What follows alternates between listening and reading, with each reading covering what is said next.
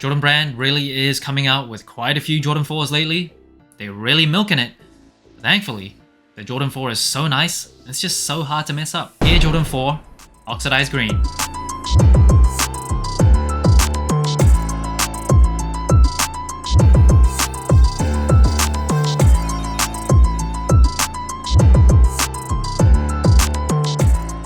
Now the shoe is dropping on June 15th for $215 in the United States. So in Europe, this shoe has already dropped. I believe it dropped in like the end of May. And the Jordan 4 originally came out in 1989 for a price of $110. If that doesn't sound like a lot, it actually was. $110 back then was a lot of money for a pair of shoes.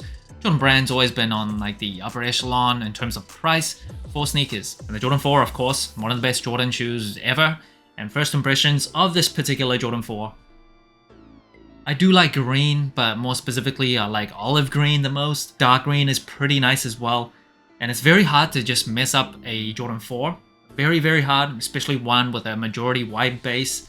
Can't really make it look ugly. There's a few things that I don't love about it, which I'll get to later. But overall, pretty nice, pretty clean colorway. Yeah, it's just so hard to mess up a Jordan 4. And the upper of the shoe, it is completely leather. And the leather, feels nice at the touch, very soft. You can see the texture and the grain of the leather. However, it does feel pretty thin. It's not the thickest cut of leather, so I don't love that. The leather on the ankle collar parts, you can see more of that polyurethane coating, so it's got more of that shine and sheen to it. And on the wings, it's also leather, so it goes for more of that craft Jordan 4 type of setup. And then even on the booty tab, it is leather as well. So again, not like a general release Jordan 4 where it comes in that TPU plastic material, kind of like the Jordan 4 Lightnings that came with the same type of setup. And of course, a Jumpman booty, not OG colorway, so not Nike Air branding on the back.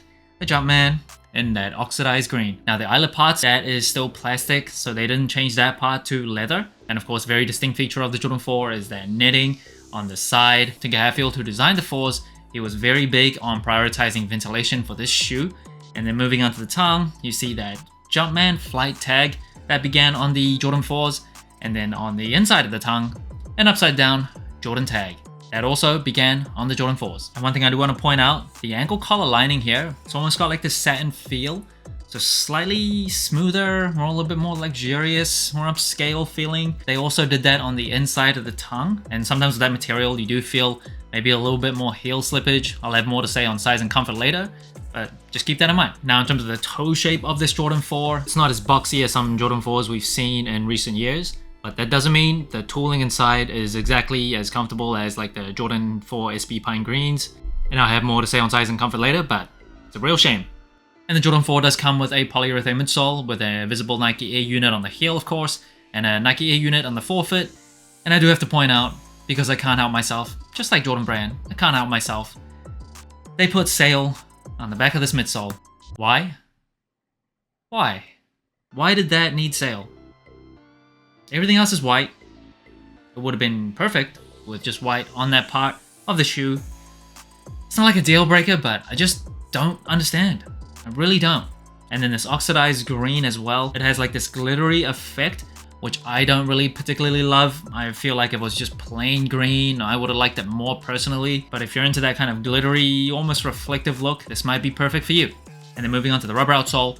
You know this outsole by now. One of the best ever, just in terms of aesthetics, and the herringbone traction is also really good. Holds up in 2024 with a Jumpman cutout. Again, not OG colorway, so it's not Nike branding on this cutout. A Jumpman over here. Just beautiful. Now the shoe doesn't come with any extra laces, so just white laces out of the box. If I had to choose another color, I would maybe pick black laces. I don't think green laces would look good on the shoe, but black laces or white laces, I think they both work really well. And the insole of the shoe, it is a Dreamcell insole, so not the best. I wish they would have came with that polyurethane type of insole from the Bread Reimagine. But even though you pay $215 for the shoe, you don't deserve the best, apparently. In the box of the shoe, that same type of oxidized glittery green with a Jumpman flight logo on top. Nothing too special inside.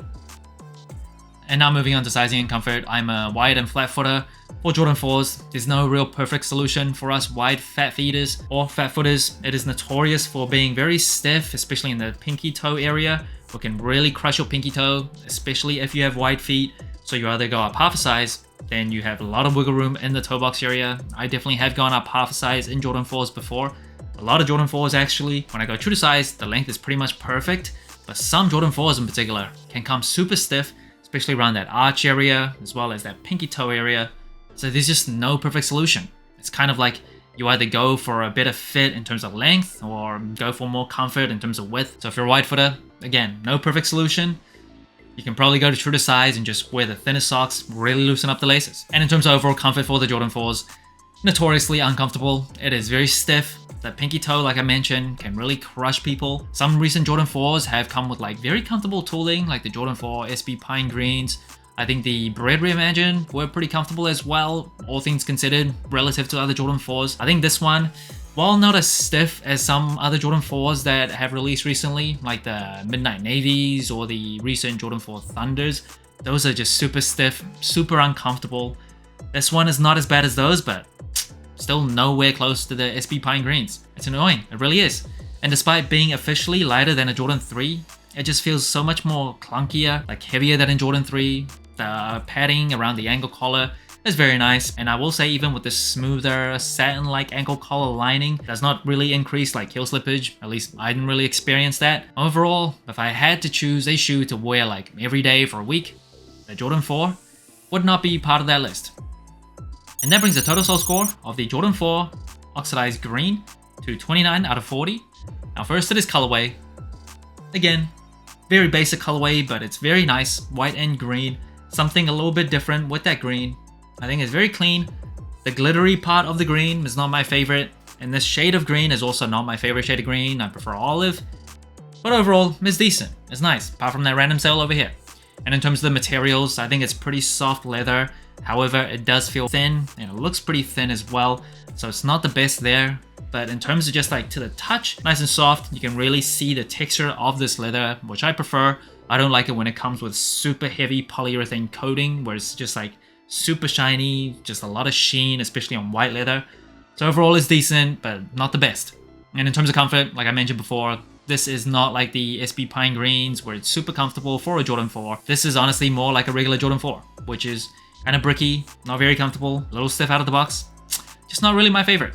And in terms of the versatility of this shoe, the Jordan 4 is the most popular ever, and definitely right now for a reason, because it's super wearable. It is absolutely crossed into the mainstream where it's not really a basketball shoe anymore. People wear this casually all the time. And in terms of the wearability of the colorway, a majority white sneaker, a majority white Jordan 4, it's just super wearable. The green's not super loud, it's still pretty standard. Still a little different, but not like super bold where people think you're crazy for wearing that color. So overall, very versatile shoe.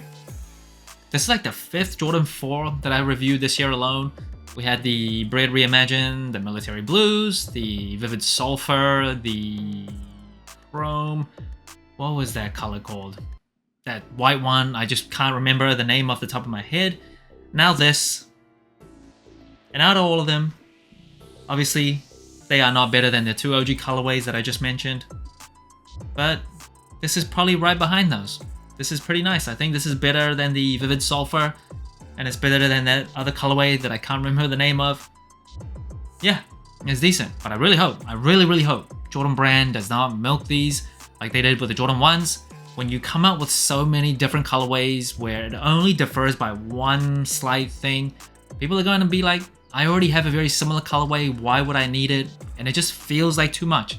Really does. There's so many Jordan Brand shoes that they could retro. You know, recently they came out with the Jordan 17s again. Bring us the 18s, bring us the 19s, the 20s. Please, the 20s. I love the 20s. The 21s. I don't love the 22s, but bring those back. Definitely the 23s. I don't know why they have to keep milking just one silhouette. I don't know. So that's it. Thanks for watching. Soul Inclined. Let me know what you think of the Air Jordan 4 Oxidized Green. Like, subscribe, comment, all that good stuff. And remember, tomorrow may never come, so wear your shoes.